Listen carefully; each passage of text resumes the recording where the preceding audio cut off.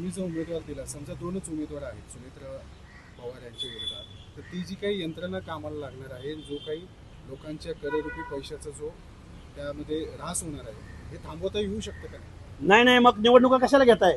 महाराष्ट्रातल्या देशभरातल्या करून टाका ना बिनविरोध. मग एका बाजूने पैशाचा मारा होतोय म्हणून दुसऱ्या बाजूला चळवळीत काम करणाऱ्या कार्यकर्त्याला जर तुम्ही खोडा घालताय असं म्हणणार असाल, बिनविरोध करून टाका आणि अध्यक्ष नेमून टाका आता नरेंद्र मोदींना इथून पुढच्या कालावधीमध्ये. लोकशाहीची काय विल्हेवाट लावायची अशी तर तुम्ही लावलेलीच आहे.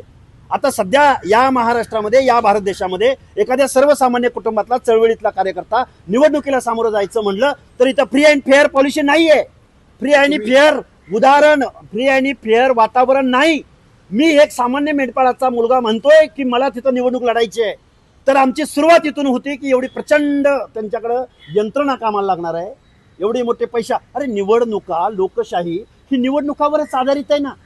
त्यामुळे मग निवडणूक आयोगाला मी एक उद्या पत्र लिहितो, तर तसा तुमचा दावा असेल तर की निवडणुका सगळ्याच बिनविरोध करून टाका, कशाला पैसे खर्च करताय.